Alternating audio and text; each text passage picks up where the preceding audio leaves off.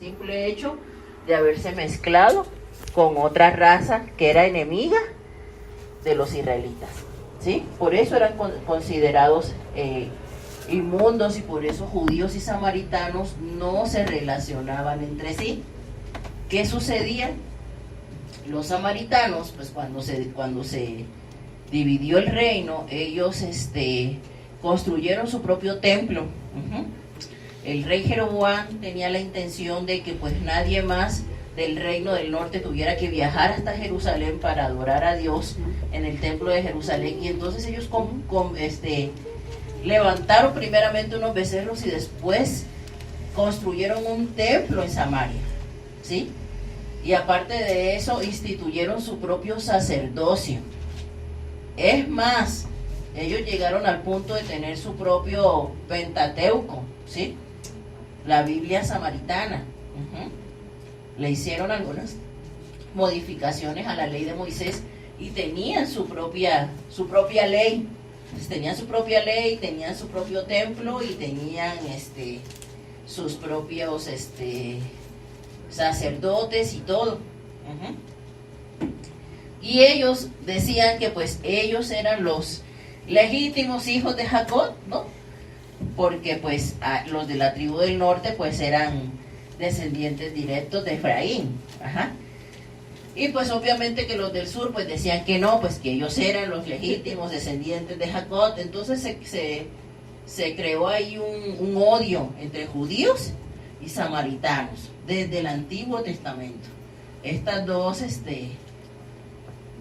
poblaciones no se podían ni ver. Sin embargo, llama la atención que aquí en la palabra dicen, en el versículo 4, y le era necesario pasar por Samaria. ¿Por qué le era necesario? Si habían varios caminos alternos que los judíos podían tomar para no tener que pasar por Samaria.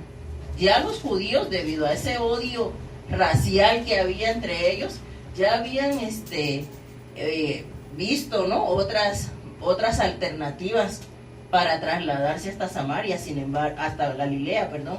Sin embargo, la palabra dice que a Jesús le era necesario pasar por Samaria. Entonces, partimos de este punto de que Jesús no pasó por Samaria por casualidad. Jesús pasó por Samaria intencionalmente, porque era la voluntad del Padre que Él pasara por ese lugar, porque tenía una misión especial para Jesús en ese lugar, ¿sí? Porque dice, le era necesario. Y hay otras ocasiones donde la palabra dice que a Jesús le era necesario cuando se refiere a que Jesús tenía que cumplir la voluntad del Padre. Entonces la voluntad del Padre era que Él pasara por Samaria, porque algo iba a pasar ahí, en ese lugar. Amén. Entonces, dice la palabra que Jesús entonces vino a Samaria, a una ciudad llamada Sicar, junto a la heredad que Jacob dio a su hijo José. Dice, y estaba allí el pozo. Dice que la heredad que Jacob dio a su hijo José, porque como les decía, ahí se asentaba anteriormente los descendientes de Efraín, ¿sí?, que eran descendientes de José, hijo de Jacob. Dice, y estaba allí el pozo de Jacob. En el Antiguo Testamento pues no había acueductos. Entonces, como no había acueductos, las personas se abastecían de agua a través de los pozos, ¿sí? Desde la historia de Abraham vemos nosotros que Abraham y sus siervos, ¿qué hacían? Cavaban pozos, ¿cierto? ¿Para qué? Para poder abastecerse de agua. Esos pozos del Antiguo Testamento, bueno, según lo que dicen los libros, ¿verdad?, de la cultura israelita, eran pozos que llegaban a tener a veces hasta más de 30 metros de profundidad. Entonces, y los hacían pues para ellos poder abastecerse de agua. Dice que Jesús, cansado del camino, se sentó junto al pozo y era como la hora sexta. Aquí vemos la humanidad de Cristo reflejada en que pues tenía cansancio. ¿Sí? Jesús en su humanidad se cansó, tuvo sed, como cualquiera de nosotros, ¿sí? Él se sienta junto al pozo porque está cansado. Y la Biblia dice que era como la hora sexta. La hora sexta era el pleno sol de mediodía en el Medio Oriente. Esa era la hora sexta, el pleno sol del mediodía, ¿no? Yo que soy de costa, yo sé lo que es ese sol, ¿no? Ese sol que tú te asomas a la puerta y te dan ganas de devolverte. Si te asomaste con la intención de salir a hacer algún mandado, con las mismas te devuelve nomás de ver el sol como está de quemante a esa hora, ¿no? Esa era la hora sexta, ¿sí? El sol del mediodía. Entonces dice que vino una mujer de Samaria a sacar agua y Jesús le dijo: dame de beber. Aquí empezamos con las cosas extrañas, porque ciertamente las mujeres en el Medio Oriente culturalmente eran las encargadas de esta labor. Esta era una labor del hogar, ir por el agua al pozo, ¿sí? Esta labor era una labor que hacían las mujeres. ¿Cómo lo hacían? Pues ellas iban con unas tinajas que se ponían en su hombro o en su cabeza, y con esas tinajas ellas iban hasta el pozo a recoger el agua para sus familias, porque sus esposos salían al campo desde temprano a trabajar. Era la mujer la que recogía el agua para la casa. Sin embargo, no era normal que una mujer a esta hora estuviera recogiendo agua, por obvias razones, ¿verdad? A esa hora, pues, a esa hora nadie sale, ¿no? A esa hora nadie sale, ¿no? Y los que son de costa me entienden muy bien. Cuando uno vive en la costa, o sale temprano o sale cuando baja el sol. Pero al mediodía nadie te sale, a menos que sea estrictamente necesario, ¿no? Porque es cuando el sol está más quemante. Entonces, ¿por qué esta mujer va justo a esta hora del mediodía a recoger agua? Es algo que llama la atención, porque esa hora pues era más fatigante, estaba solo, era más peligroso para una mujer, ¿sí? A esa hora estar en el pozo, porque generalmente las mujeres iban temprano o iban ya en la tardecita. ¿Y qué sucede? Iban en grupo, ¿sí? Culturalmente las mujeres siempre quieren hacer todo en grupo, ¿cierto? Ya saben a qué me refiero. Pero no sé por qué, pero pues así son, ¿verdad? Todo lo quieren hacer en grupo. Entonces las mujeres pues se juntaban, ¿no? Se juntaban pues para ir a recoger el agua, y iban en grupo, ¿sí? Pero esta mujer fue a recoger el agua sola y en un horario nada común. Y ahorita vamos a entender por qué esta mujer estaba sola y justo en ese horario donde más nadie iba a estar ahí. Esta mujer dice que pues llegó a sacar agua y que Jesús le dijo: dame de beber. Esto fue una situación muy fuera de lo común, ¿eh?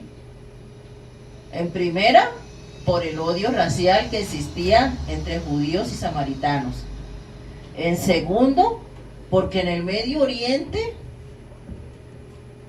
y hasta el sol de hoy está casi que penalizado que un hombre le dirija la palabra a una mujer que no sea su esposa, ¿sí? pues todos hemos visto, ¿no? Más o menos cómo es la cultura en el Medio Oriente, ¿no?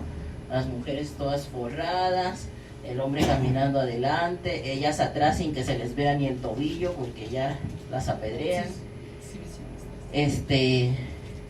O sea, una mujer que no tiene ningún valor, cero valor, ¿eh? Entonces, ¿O sea, siguen estas costumbres?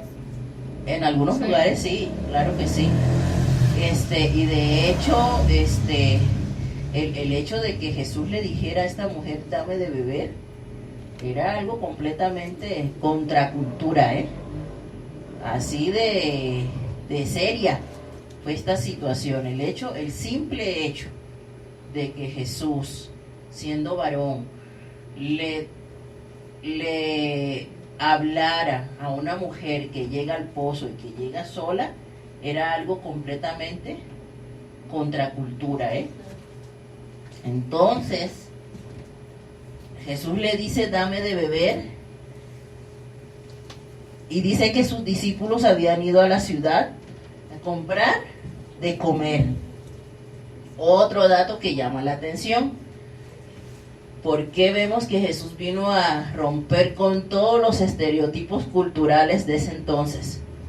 Porque ningún judío en su sano juicio se le iba a ocurrir comprar comida en una ciudad que para ellos era considerada impura. Ningún judío en su sano juicio.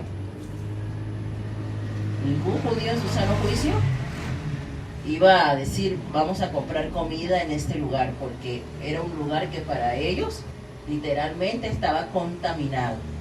Entonces, esta historia que nos está contando la Biblia rompe completamente todos los esquemas culturales de ese momento, ¿sí? De ese momento en Palestina. Entonces la mujer, cuando Jesús le pide de beber, la mujer le dice, ¿cómo tú, siendo judío, me pides a mí de beber, que soy mujer samaritana? La mujer se extraña y le dice, o sea, ¿tú? ¿Cómo me pides agua? No podía ella comprender eso. No podía ella entender la magnitud de lo que estaba pasando.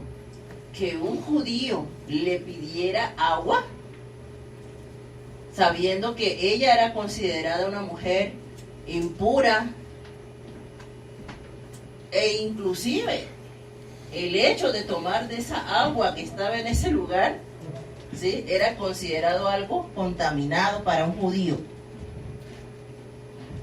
Y ella le dice, ¿porque judíos y samaritanos no se tratan entre sí? Respondió Jesús y le dijo, si conocieras el don de Dios, ¿y quién es el que te dice, dame de beber? Tú le pedirías y él te daría agua viva. Aquí hay que ver algo, amados hermanos. Jesús no llevaba nada con que sacar agua del pozo. ¿Qué se necesita para sacar agua de un pozo? Jesús simplemente iba caminando por ahí, estaba cansado y se sentó. Pero, ¿qué se necesita para sacar agua de un pozo? Un balde y una cuerda. Un balde, una cuerda, cierto. Y había otro como cantarito chiquito, ¿verdad?, que ocupaban para poder tomar agua del pozo. Después de que obviamente la sacaban con el balde, ¿verdad? Jesús no llevaba nada de eso. En el pozo no se dejaba nada para que la gente sacara agua. Cada mujer que iba al pozo a sacar agua, ¿sí?, tenía que llevar su cuerda, su cubetita y su jicarita, ¿sí?, en el lenguaje mexicano. ¿Sí? Cada mujer tenía que llevar todas sus cositas para sacar su propia agua. Ajá. Entonces Jesús no tenía nada para sacar el agua, por eso tuvo que recurrir a esta mujer y decirle, dame de beber, porque pues ella obviamente que llevaba todo, ¿verdad? Para sacar su agua. Y Jesús le dice, dame de beber. La mujer se sorprende y Jesús le dice, si tú conocieras quién es que te habla, tú me pedirías agua a mí. Pero la mujer no entiende, ¿no? Igual que Nicodemo, ella no entiende lo que Jesús le está diciendo. Y la mujer le dice, Señor, pero no tienes con qué sacarla y el pozo es hondo. ¿De dónde pues tienes el agua viva? Entonces, la mujer, al igual que Nicodemo, en la conversación anterior que vimos el miércoles, se queda, ¿what? No entiende las palabras de Jesús, no entiende lo que es el agua viva, porque ella le dice, pero si no traes nada con qué sacar agua del pozo, pero Jesús no le está hablando del agua del pozo, Jesús le está hablando de un agua viva. ¿Cómo es el agua del pozo? ¿Cómo es el agua del pozo? Es agua estancada, sucia, ¿sí? Podrida a lo mejor. Sí, pues no es agua tratada. Sí, es un agua pues que a lo mejor está sucia. Inclusive cuando leemos estos libros, ¿verdad?, de usos y costumbres de las tierras bíblicas, dice que pues de repente podía pasar que algún animalito, pum, se cayera dentro del pozo y todo se contaminaba, todo ese tipo de situaciones, ¿no? Entonces, esta mujer le dice, pero pues si tú no tienes nada, ¿cómo me vas a dar agua a mí? Pero Jesús no le está hablando del agua del pozo, Jesús le está hablando de un agua viva. Y el agua viva es un agua que brota constantemente, no es un agua que está estancada. ¿Sí? Ahí vemos la primera gran diferencia entre un agua de pozo y un agua viva. ¿Cómo podríamos con la naturaleza comparar nosotros un agua que está viva? ¿Qué se les ocurre a ustedes? Un manantial. Un río. Un manantial. Un manantial, ¿cierto? Un río de agua, que el agua fluye, ¿cierto? Y que generalmente es un agua limpia y que está fluyendo constantemente. Esa es la clave de esa palabra que está diciendo Jesús, de un agua viva, un agua que está fluyendo constantemente, que no se estancó, ¿no?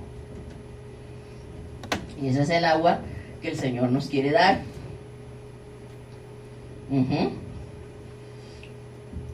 ¿Ustedes creen que pudiéramos nosotros hacer una comparación y considerar que hay personas que tienen agua viva y hay personas que tienen agua de pozo? ¿Cómo sería eso? A ver, ¿quién me explica? Yo diría que por medio de mi corazón. Uno lo tiene máquinas más para mal que para bien. ¿Cómo más? Sus actitudes, su semblante, su manera de pensar o de actuar a final de cuentas. Una persona que no perdona, ¿verdad? Una persona que se estancó en lo que pasó hace 50,000 años, ¿no? Una persona rencorosa. Pero pues eso no es lo que el Señor quiere para nosotros, ¿no? Él quiere darnos agua viva, agua que constantemente te esté limpiando. Agua que constantemente te esté limpiando. Ese es el agua viva, el don de Dios, el Espíritu Santo. Amén. Y entonces la mujer que sigue sin entender nada, ¿verdad? Dice, ¿acaso eres tú mayor que nuestro padre Jacob, que nos dio este pozo del cual bebieron él, sus hijos y sus ganados? Entonces la mujer le dice, a ver.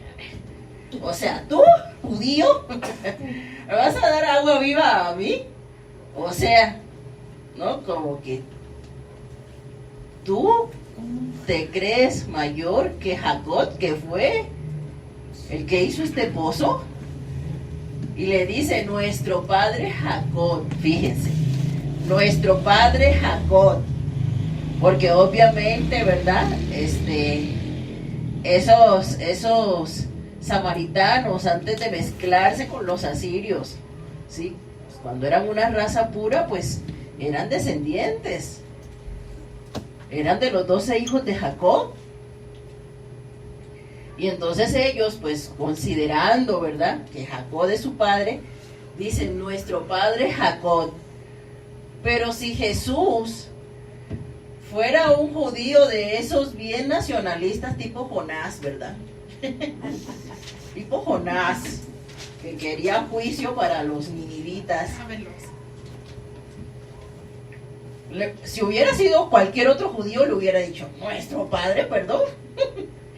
¿Cierto? O sea, ¿cómo no? O sea, tú ya estás mezcladita, ¿no? Yo sí soy raza pura, pero tú ya estás ahí mezcladita, con otra gentuza, ¿no? Eso lo hubiera contestado cualquier otro judío. Sin embargo, Jesús no se enfrasca en discusiones banales, ¿no? Ni siquiera le presta atención a eso que le está diciendo la mujer, nuestro padre, ¿no? O sea, ¿cómo que nuestro padre, no? Si samaritanos y judíos somos cosas muy puntos muy aparte, ¿no? Entonces,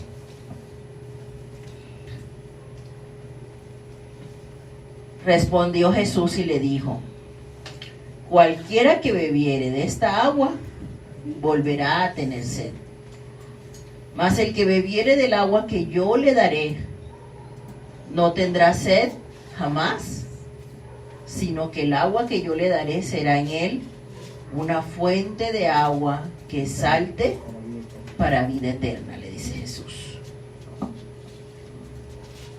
Jesús le está diciendo, no me estás entendiendo. No me estás entendiendo porque el agua del pozo te va a quitar la sed momentáneamente, solamente por un tiempo. Pero el agua que yo te doy te va a dar vida y vida eterna.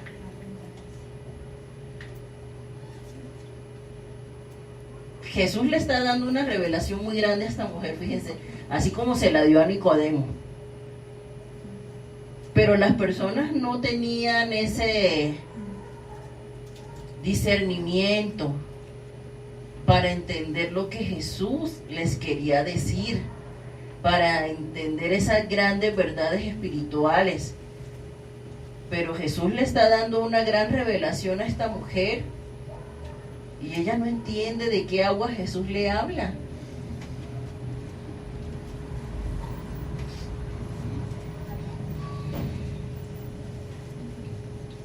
La mujer le dijo entonces, Señor, dame de esa agua para que no tenga yo sed, ni venga aquí a sacarla.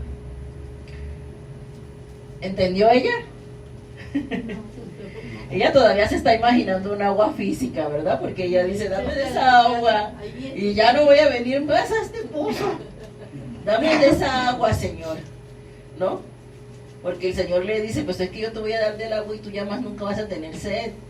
Pero ella todavía en su inocencia, ¿no? Se sigue imaginando un agua física. Y le dice, pues dame de esa agua y ya yo no vengo más a este pozo, ¿no? ¿Necesita? No, yo ya no vengo más a este pozo, Señor, y dame de esa agua. Jesús, hablando con esta mujer,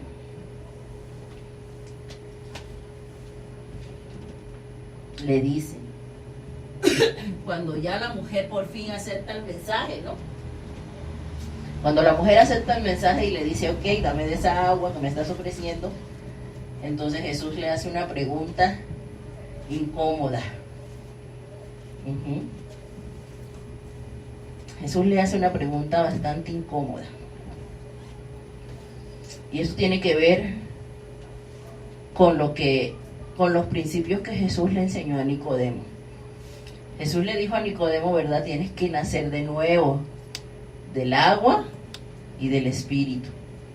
Y hablábamos que el agua es el arrepentimiento, ¿cierto?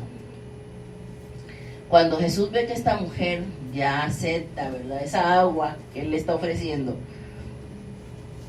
entonces Jesús le dice,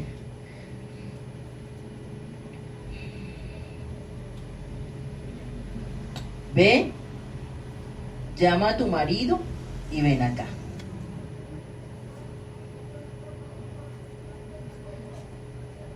Y entonces la mujer le dijo, no tengo marido.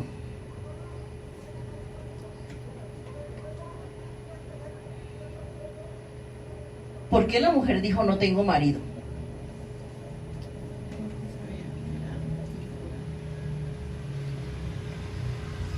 Porque no estaba casada. No estaba como tal en una unión con un hombre. Porque no estaba ella casada. sabía que era impura. ¿Mm? Porque ella sabía que era impura. O sea, su condición en la que ella estaba. Ella le dice, no tengo marido. Y fíjense que yo estuve estudiando, ¿no?, para la clase y vi varios puntos de vista.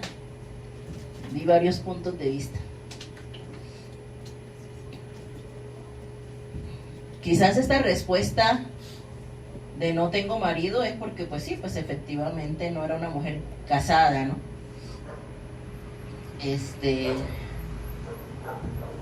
Pero tampoco era una respuesta adecuada, siendo de que ella estaba platicando sola con un hombre. El decirle, pues, no, yo no. ¿No? Soy soltera, ¿no? Yo soy soltera. Salgo al pan a las 2. O sea, le estaba haciendo una propuesta. Yo soy soltera, ¿no? Yo no tengo marido. Y entonces Jesús le dice, bien has dicho, no tengo marido, porque 5 maridos has tenido y al que ahora tienes no es tu marido. Esto has dicho con verdad. Entonces Jesús le dice, bueno, dentro de tu respuesta hay algo de verdad. Hay algo de verdad porque efectivamente ese hombre que está contigo no es tu marido. Puede ser que ella era un amante, que efectivamente pues el marido que tenía no era de ella, era de otra, ¿no?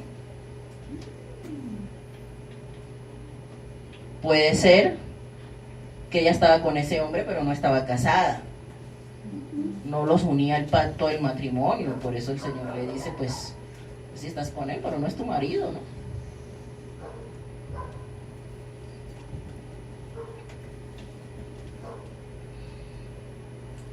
Cualquiera de las dos situaciones, a la luz de la palabra, pues no era una situación correcta, ¿no?, en la cual ella se encontraba. Porque si esta mujer a lo mejor tuvo 5 maridos, pero pues ninguno de esos era de ella, probablemente pues una mujer que había estado viviendo en adulterio, ¿no?, desde hace mucho tiempo. Y si esta mujer pues había estado con 5 hombres, ¿verdad?, pero ninguno de ellos pues era su esposo legalmente, pues entonces esta mujer estaba en fornicación, ¿no? O sea, de la manera como nosotros lo interpretemos, la realidad es que esta mujer estaba en una condición de pecado a la luz de las Escrituras. A lo mejor se le murieron los 5. No, Sí, primero se me murió Puputo y que sí. no. Y entonces podemos entender por qué esta mujer iba sola al mediodía a sacar su agua. Porque era una mujer rechazada por la sociedad. ¿Sí? porque en ese contexto judío, sí, en ese contexto oriental donde ella estaba, cualquiera de estas dos condiciones pues la convertían a ella en una mujer inmunda, en una mujer pecadora, ¿no? Una mujer de la cual pues las demás mujeres no querían ser amigas.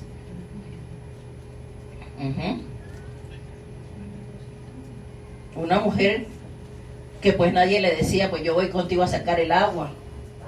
Era una mujer rechazada por su pecado y por su condición. Como muchas personas hoy en día en nuestra sociedad, rechazadas por la sociedad, por su condición y por su pecado.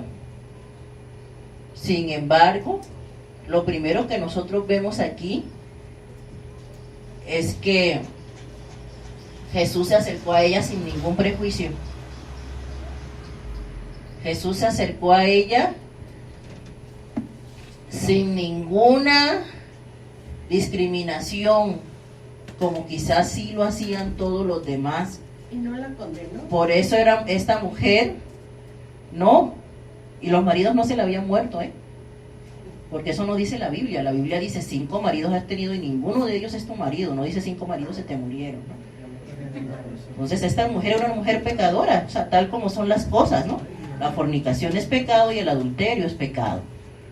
La palabra sí lo escribe y no lo podemos nosotros maquillar, ¿no? El adulterio y la fornicación son pecados, y por eso esta mujer era rechazada, ¿sí? Sin embargo, ¿a qué voy? ¿Sí? A que Jesús se acercó a ella sabiendo su condición, porque la palabra dice que le era necesario pasar por Samaria. O sea, él, sabiendo la condición de esta mujer, ¿sí? Porque él es Dios, sabiendo, conociendo la condición de esta mujer, no tuvo ningún reparo en acercarse, ¿sí? No tuvo ningún reparo en decirle, dame de beber. No tuvo ningún reparo en que quizás la gente lo señalara a alguien, pasara, a alguien lo viera y dijera, pues ¿qué hace este hombre platicando con esta mujer a esta hora, aquí solos? O sea, Jesús rompió todo esquema, Jesús rompió todo muro, Jesús rompió toda estigmatización que había sobre la vida de esta mujer en esta sociedad, porque ella era una mujer rechazada, ella era una mujer con la que nadie quería estar, por eso iba sola, por eso iba a esa hora, para no encontrarse con nadie, para evitar los malos comentarios, para evitar las indirectas, directas, para evitar el señalamiento de las otras mujeres de su pueblo. Por eso ella iba a esa hora, para evitar el rechazo. Pero Jesús estaba ahí esperándola, porque Él es el único que no nos rechaza, sea cual sea nuestra condición. Y esa es la primera enseñanza en esta mañana, en esta noche. Esa es la primera enseñanza en esta noche, amados hermanos. Es que veo oscuro allá afuera y pienso que está amaneciendo. Esa es la primera enseñanza, amados hermanos. A veces nosotros, y tenemos que reconocerlo, somos prejuiciosos. A veces nosotros juzgamos y condenamos y ni siquiera nos acercamos a las personas por su condición. Nos da vergüenza. Fíjense lo que a mí me pasó. Yo atendía a unos muchachos homosexuales. Ellos tenían VIH, eran mis pacientes. Estos muchachos son de los que se suben en el metro, no sé si los han visto, en el metro, en la línea 8, pidiendo apoyo porque tienen una fundación donde pues ellos viven y ahí los ayudan. Y recuerdo que yo venía, yo trabajaba en ese entonces en una empresa, venía con mi uniforme, pero ya sabe cómo son estas personas así de efusivas, ¿verdad? Y yo venía en el metro y entonces me ve el muchacho, ¿no? Doctora, y me me abraza y me besa. Y la gente me quedó mirando así, Sí. ¿no? Si a mí me importara lo que la gente dice, ¿cuál hubiera sido mi reacción? Me hubiera hecho la que no lo conozco, ¿verdad? Pero yo lo saludé y le platiqué y todo, ¿no? Pero en esos sencillos detalles nosotros nos damos cuenta de los prejuicios que hay en nuestra sociedad, de que vemos las personas, y sí, pues es una condición de pecado, o sea, tampoco lo vamos a disfrazar, ni vamos a decir que no lo es pecado, están en pecado, esa es la realidad. Sin embargo, la Biblia nunca nos enseña a rechazar al pecador. La Biblia nunca nos enseña eso. La Biblia nunca dice, mira, y no te acerques al drogadito, no saludes al alcohólico, no saludes a tu vecina que pues anda con el marido de la otra, ¿no? La Biblia no dice eso. Sin embargo, nosotros como seres humanos, ¿cuál es nuestra reacción? Pongo una barrera. Pongo una barrera. Y entonces la Biblia dice, ¿y cómo oirán esas personas si no hay quien les predique? ¿Y cómo esas personas van a llegar a los pies de Cristo si no hay quien les muestre el amor de Cristo? Si todo el mundo los rechaza. Si todo el mundo los rechaza porque están todos tatuados, porque están drogaditos, porque están alcohólicos, porque huelen a feo, por lo que sea, entonces, ¿cómo esas personas, de qué manera van a llegar? Esa es la pregunta. Si tú y yo lo que hacemos es rechazarlos. ¿Por qué? Porque nosotros somos una sociedad prejuiciosa. El hablarle a una persona, el acercarte a una persona, el compartirle a una persona, no quiere decir que tú estés de acuerdo con su pecado.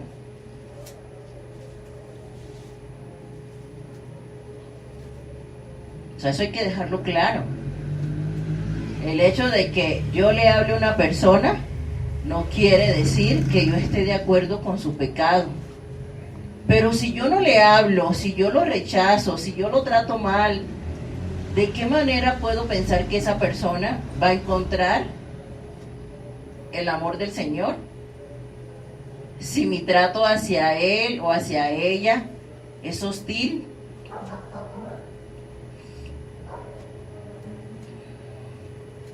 Fíjense, la semana pasada fue una niña, tiene pues, porque está viva, ¿no? 16 añitos, fue al consultorio y me dice, doctora, estoy embarazada pero no lo quiero tener. Ese es el pan de cada día, ese es el pan de cada día en esta unidad y en todas partes. Estoy embarazada pero no lo quiero tener. Es una niña.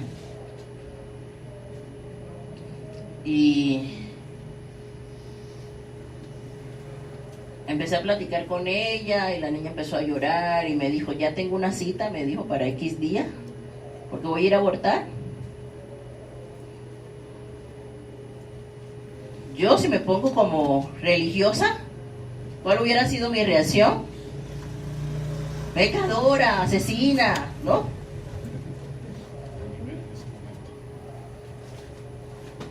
Pero yo tengo que hablarle a esa niña del amor de Jesús. Y empecé a platicar con ella, la niña empezó a llorar, no ha regresado. Yo espero en el Señor que no lo haya hecho porque ya pasó la cita que ella me dijo. Y yo estuve orando por ella todos estos días, Señor, que no lo haga, Señor, que se arrepienta. Señor, habla a su corazón.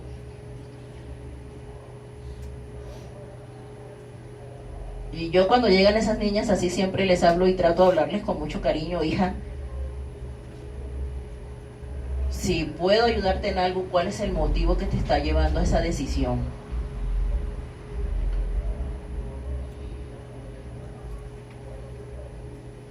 Les digo, ponte a pensar si a ti no te hubieran dado la oportunidad de nacer. Y le digo, felicidades, vas a ser mamá. Y hasta les digo que se acuesten y las reviso y les pongo el Doppler para que escuchen el corazón de su bebé para ver si Dios toca sus corazones en ese momento. Y lo demás lo tiene que hacer el Señor. Pero si yo me pongo a condenarla, a juzgarla, a decirle, ¿no? ¿Cómo yo le puedo hablar del amor de Jesús a esa niña?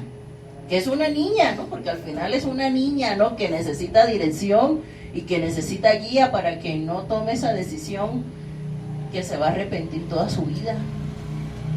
Es una niña. Pero a veces nosotros somos tan duros con las personas.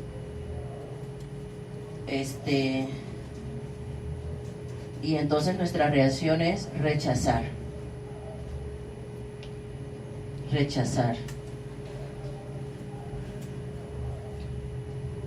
Pero bueno,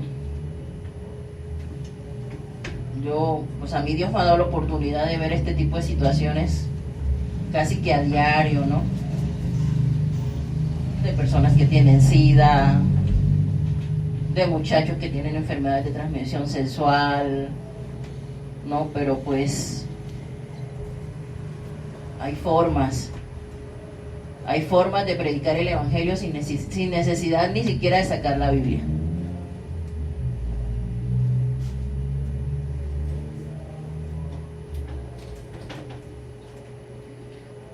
Y tengo muy bonitos testimonios de niñas que luego regresan y me dicen, doctora, me arrepentí. Ya, y no saben el gozo que siento en mi corazón. No se imaginan el gozo que siento en mi corazón cuando luego las veo ya con su pancita grande de que se arrepintieron y no lo hicieron. Pero nunca debemos rechazar a las personas. Nosotros estamos para dar una palabra, para dar una orientación, para el que redarguye del pecado es el Espíritu Santo de Dios, pero nosotros nunca debemos rechazar a las personas. Pero hay gente que hasta ya porque te ven sucio te rechazan, ¿no? Y nos hace falta esa sensibilidad con las personas. Nos hace falta esa sensibilidad. Yo le doy gracias a Dios porque con este oficio yo tengo que desarrollarla sí o sí. Porque llega gente que te vomita, que se hace popó ahí, y uno tiene que desarrollar pues todos los días la humildad y la sensibilidad, porque de todo hay en esta vida, pero uno no puede maltratar a las personas que tienen una necesidad de Cristo, porque al final todos necesitamos de Cristo. O sea, la manera de llegar a las personas no es ni juzgando ni condenando. Nosotros tenemos que hablar la palabra. Nosotros tenemos que hablar la palabra. Pero necesitamos hablar la palabra con el amor del Señor. Porque el que redarguye es el Espíritu Santo. Y el que juzga solamente es Dios. Amén. Entonces aquí vemos a un Jesús que rompió todo esquema cultural de lo que la gente pensaba, de lo que la gente opinaba, y literalmente no le importó lo que la gente dijera, pensara, opinara, de verlo ahí hablando con una mujer samaritana, de verlo ahí hablando al mediodía solo con una mujer. No le importó nada, porque él estaba haciendo la voluntad del Padre. Amén. Entonces esta mujer pues, bueno, le dice el Señor, porque 5 maridos has tenido y el que ahora tienes no es tu marido. Esto has dicho con verdad. Le dijo la mujer, Señor, me parece que tú eres profeta. La mujer le contesta de esta manera porque en el Antiguo Testamento las personas tenían la idea de que si alguien venía y te decía cosas de tu vida que nadie sabía, es porque eras profeta, ¿no? Entonces por eso ella le contesta así, tú eres profeta, porque pues ella dice, pues, ¿por qué me está diciendo cosas que yo no le he contado? No, tiene que ser un profeta, por eso ella le dice así. Y entonces dice, nuestros padres adoraron en este monte y vosotros decís, dale la mujer con la pelea teológica, ¿no? Dale. Dice, nuestros padres adoraron en este monte y vosotros decís que en Jerusalén es el lugar donde se debe adorar. La mujer le dice, no, pues dice, este es profeta, me va a contestar, ¿no? ¿Por qué? Porque los samaritanos, pues obviamente habían tenido su templo que de hecho fue destruido. Templo que fue destruido por los judíos. Y pues ya solamente quedaba el monte, por eso ellos iban a adorar al monte, ¿sí? Entonces la mujer dice, nuestros padres, nuestros antepasados, dicen que aquí en este monte es donde nosotros tenemos que adorar, pero pues ustedes los judíos dicen que no, que es en el templo de Jerusalén. Entonces, dime, profeta, ¿quién tiene la razón, no? Y Jesús le dice, mujer, créeme, que la hora viene cuando ni en este monte, ni en Jerusalén, adoraréis al Padre. Entonces Jesús le está rompiendo todo esquema que esta mujer tenía en su cabeza. ¿Por qué? Porque las personas en ese momento pues tenían la idea de que pues había un lugar de adoración, ¿sí? Había un lugar de adoración para los samaritanos, había un lugar de adoración para los judíos, y pues el Señor le dice, pues ni aquí ni allá. ¿Cómo ves? Que ni aquí ni allá, ¿no? La mujer, ¿cómo es eso, no? Que ni aquí ni allá. Y le dice el Señor, Dios es espíritu, y los que le adoran en espíritu y en verdad es necesario que adoren. ¿Qué es adorar en espíritu y en verdad, amados hermanos? ¿Qué es eso? Los escucho.